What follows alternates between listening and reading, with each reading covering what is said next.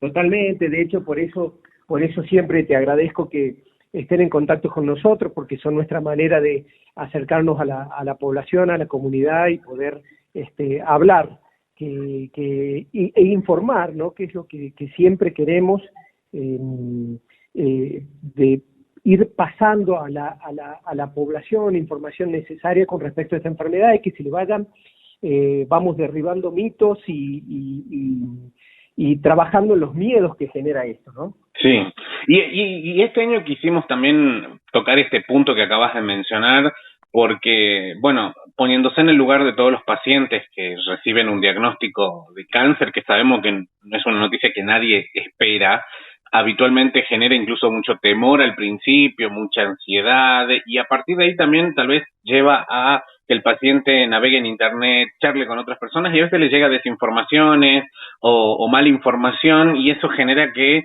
bueno, a veces se aleje el sistema de salud, llegue con prejuicios y una pregunta que muchos pacientes se hacen al principio, creo yo, y por lo que he podido charlar con gente que trabaja en el tema, es que muchos cuestionan la idea de pensar que por qué a esta altura, con el nivel de desarrollo científico y tecnológico que tenemos, no tenemos una cura definitiva para el cáncer o por qué no tenemos una vacuna que prevenga el cáncer.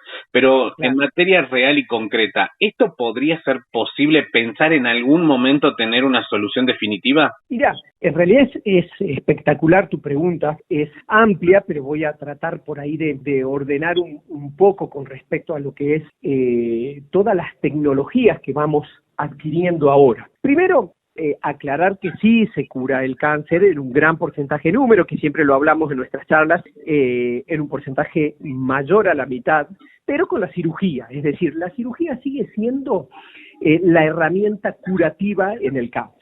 ¿Sí? Eso, como regla general, por supuesto hay excepciones siempre, pero como regla general, la cirugía sigue siendo curativa. Después tenemos en ese grupo de pacientes en donde la enfermedad no se puede operar inicialmente, en la que decimos que la enfermedad ya no es curable, sí puede ser controlable con un montón de tecnologías actuales que ahora te voy a comentar. Pero todavía no se puede decir vamos a curar el cáncer sin la cirugía. ¿Se entiende? Es decir, una persona que viene con una enfermedad diagnosticada, que es una enfermedad metastásica, uno no habla de curación, pero desde aproximadamente los últimos 10 años en oncología que ha intervenido la inmunoterapia en los tratamientos oncológicos, sí que está cambiando eso, Gastón. ¿Por qué? Porque estamos viendo pacientes que hacemos el tratamiento con la inmunoterapia durante 2 años y la enfermedad desaparece y no vuelve a aparecer. Entonces, a ese grupo de pacientes todavía los oncólogos no sabemos cómo llamarles, porque la enfermedad no está mal, pasaron más de 5 años y la enfermedad no volvió, entonces uno va queriendo cambiar la terminología y empezar a decir que esta gente se está curando sin la cirugía. Eran enfermedades avanzadas con metástasis, que habitualmente cuando uno habla de enfermedad metastásica, habla de incurabilidad.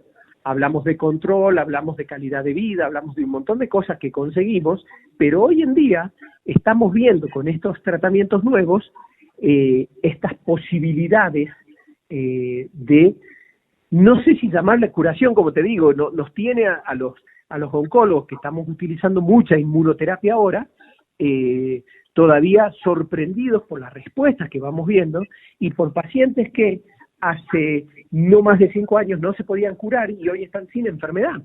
Sí. Entonces, hay muchas cosas nuevas, pero difícilmente, contestándote la pregunta de por qué no hay una cura, como por ejemplo, te pongo el ejemplo de las enfermedades infecciosas, la sífilis en su momento, que mató tantos millones de gente, y que una vez que se descubre la penicilina, se soluciona el problema.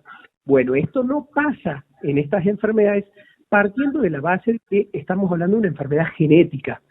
Entonces, al ser una enfermedad genética donde hay una alteración en algún gen, Y la enfermedad, contar con un montón de mecanismos de resistencia a los medicamentos que se utilizan, es como que es mucho más compleja la trama a la hora de decir encontramos una cura, ¿sí? Claro.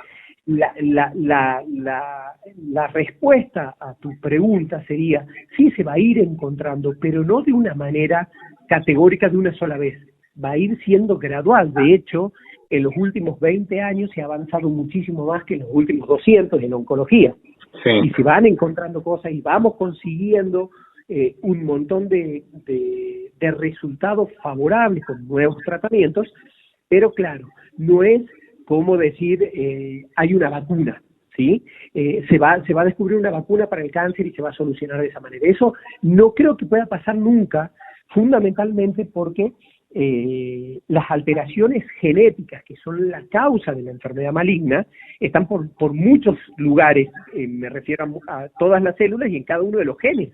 Entonces, y cada vez vamos conociendo más pequeñitas alteraciones genéticas en un grupo cada vez más reducido de pacientes.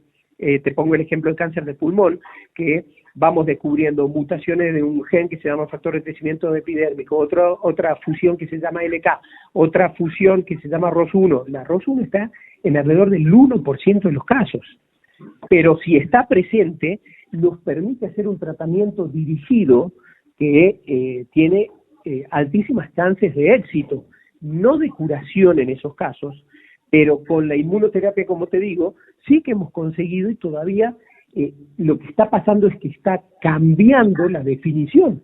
Antes la enfermedad maligna metastásica no podíamos hablar de curación, bueno, eso está cambiando ahora. Bien, o sea que para pensar de lo que hoy está pasando respecto a la respuesta al cáncer, tenemos cada vez mejores tratamientos, mayor efectividad y mejores tasas de curación, pero pensar en algo definitivo y para anular todo tipo de cáncer es imposible. Y además también porque creo además porque creo que siempre se asocia como que estaríamos hablando de el cáncer, cuando en realidad el cáncer es tan diverso como a las personas que afecta. Espectacular esa definición, tal cual, es tan heterogéneo el grupo. De hecho, uno a medida que vas y metiéndote más en la oncología, seguro que vas haciendo una subespecialización en determinados tipos, de acuerdo al número, a la casuística de tu propia zona inclusive, ¿no? Entonces, y todas las enfermedades son absolutamente diferentes. De hecho, dentro del mismo, te pongo el ejemplo, dentro del mismo cáncer de mama, hay diferentes subtipos biológicos que son totalmente diferentes, se comportan de otra manera. Entonces, tranquilamente hasta los podemos definir como otras enfermedades, porque son otras enfermedades, por más que sea cáncer de mama. ¿Entiendes? Sí. Sí, perfecto. Y eso creo que es importante, creo que también para calmar un poco la ansiedad al inicio de un tratamiento o cuando un familiar comenta respecto a este tema, porque bueno, de esa forma también es trabajar la confianza, ¿no? Con el sistema de salud, que es el que acompaña al paciente luego en todo el tratamiento, y que bueno, un paciente que entabla una buena relación con el equipo de salud, bueno, también se hace mucho más llevadero el tratamiento.